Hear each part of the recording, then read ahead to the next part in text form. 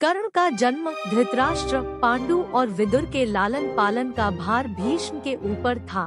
तीनों पुत्र बड़े होने पर विद्या अध्ययन के लिए भेजे गए। धृतराष्ट्र बल विद्या में, पांडु धनुर्विद्या में तथा विदुर धर्म और नीति में निपुण हुए।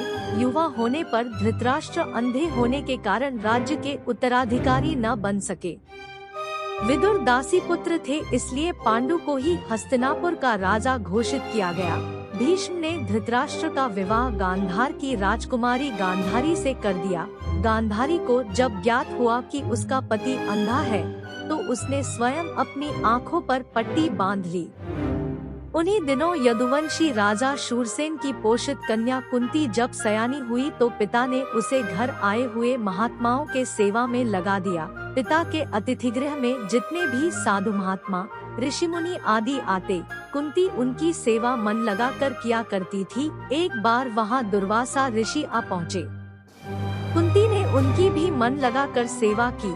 कुंती की सेवा से प्रसन्न होकर दुर्वासा ऋषि ने कहा, पुत्री, मैं तुम्हारी सेवा से अत्यंत प्रसन्न हुआ हूँ। आता तुझे एक ऐसा मंत्र देता हूँ जिसके प्रयोग से तू जिस देवता का स्मरण करेगी वह तत्काल तेरे समक्ष प्रकट होकर तेरी मनोकामना पूर्ण करेगा। इस प्रकार दुर्वासा ऋषि कुंती को मंत्र प्रदान करके चले गए। एक दिन कुंती ने उस मंत्र की सत्यता की जांच करने के लिए एकांत स्थान पर बैठकर उस मंत्र का जाप करते हुए सूर्यदेव का स्मरण किया। उसी क्षण सूर्यदेव वहां प्रकट होकर बोले, देवी, मुझे बताओ कि तुम मुझसे किस वस्तु की अभिलाषा करती हो। मैं तुम्हारी अभिलाषा अवश्य पूर्ण करूंगा। इस पर कुंती ने कहा, हे देव, मुझे आपसे किसी भी प्रकार की अभिलाषा नहीं है। मैंने तो केवल मंत्र की सत्यता परखने के लिए ही उसका जाप किया है। कुंती के इन वचनों को सुनकर सूर्यदेव बोले, हे कुंती, मेरा आना व्यर्थ नहीं जा सकता। मैं तुम्हें एक अत्यंत पराक्रमी तथा दानशील पुत्र प्रदान करता हूँ। इतना कहकर सूर्यदेव अंतर्ध्यान हो गए। कुंती ने लज्जावश यह बात किसी से नहीं कह सकी। समय आने पर उसके गर्भ से कवच कुंडल धारण किए हुए एक पुत्र उत्पन्न हुआ। कुंती ने उसे एक मंजूषा में रखकर रात्रि बेला में गंगा में बहा दिया। वह बालक बहता हुआ उस स्थान पर पहुंचा जहां पर धृतराष्ट्र का सारथी अधिरथ अपने अश्व को गंगा नदी में जल पिला रहा था। उसकी दृष्टि कवचकुंडल धारी शिशु पर पड़ी। अधिरथ निसंतान था, इसलिए उसने बालक को अपने छाती से लगा लिया और घर ले जाकर उसे अपने पुत्र के जैसा पालने लगा। उस बालक के कान अति सुंदर थे, इसलिए उसका नाम कर्ण रखा गया। कर्ण गंगाजी में बहता हुआ जा रहा था कि महाराज धृतराष्ट्र के सारथी अधिरथ और उनकी पत्नी राधा ने उसे देखा और उसे गोद ले लिया और उसका लालन पालन करने लगे। कुमार अवस्था से ही कर्ण की रुचि अपने पिता अधिरथ के समान रथ चलाने की बजाय युद्धकला में अधिक थी।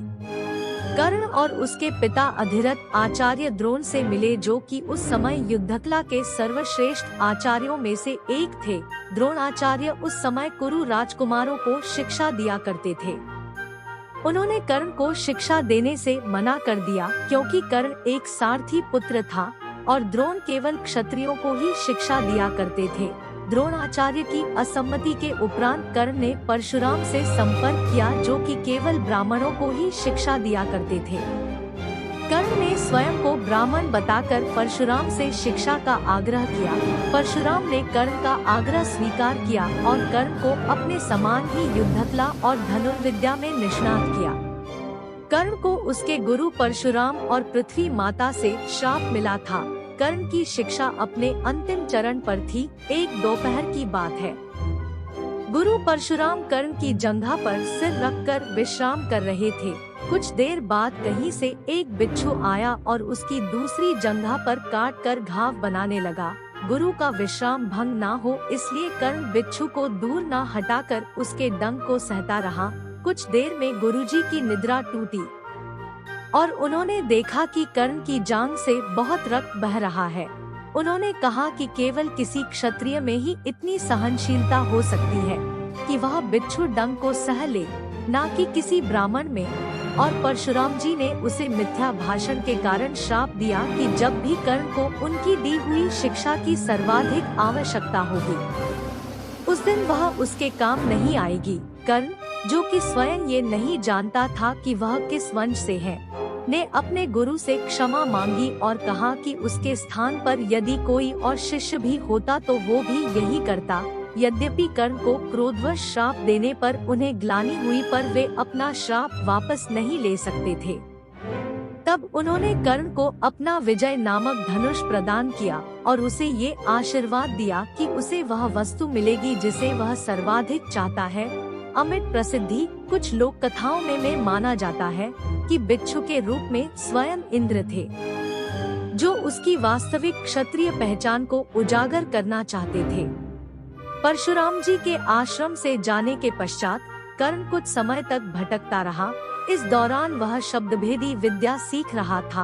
अभ्यास के दौरान उसने एक गाय के बछड़े को कोई वन्य पशु समझ लिया और उस पर शब्दभेदी बाण चला दिया और बछड़ा मारा गया।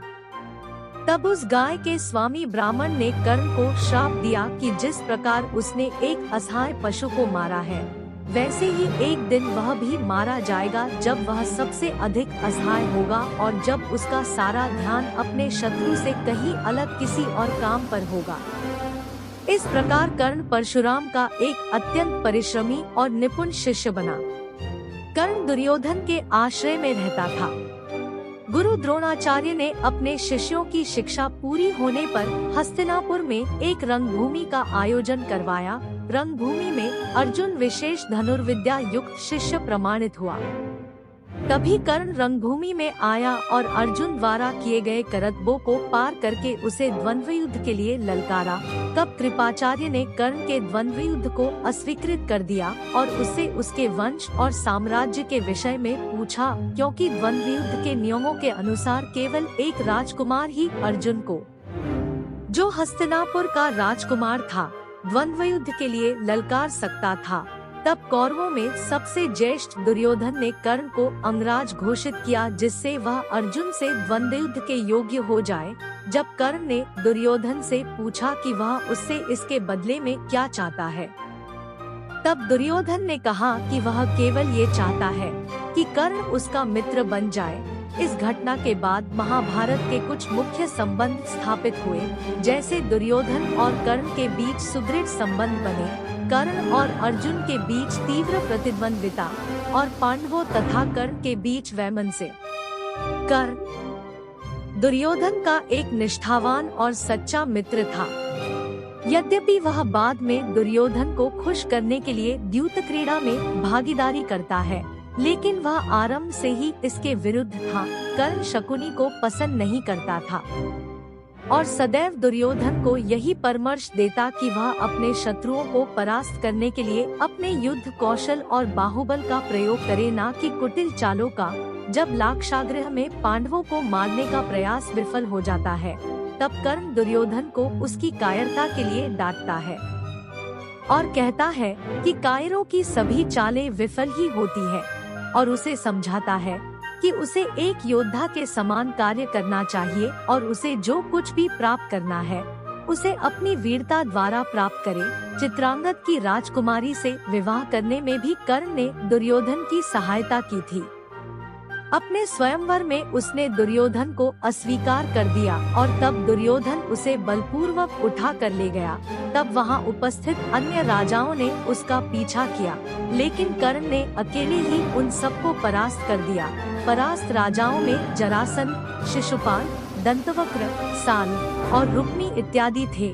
कर्ण की प्रशंसा स्वरूप जरासंध ने कर्ण को मगध का एक भाग दे दिया। भीम ने बाद में श्री कृष्ण की सहायता से जरासंध को परास्त किया, लेकिन उससे बहुत पहले कर्ण ने उसे अकेले परास्त किया था। कर्ण ही ने जरासंध की इस दुर्बलता को उजागर किया था कि उसकी मृत्यु केवल उसके धड़ को पैरों से चीरकर 2 टुकड़ों में बांटकर हो सकती है।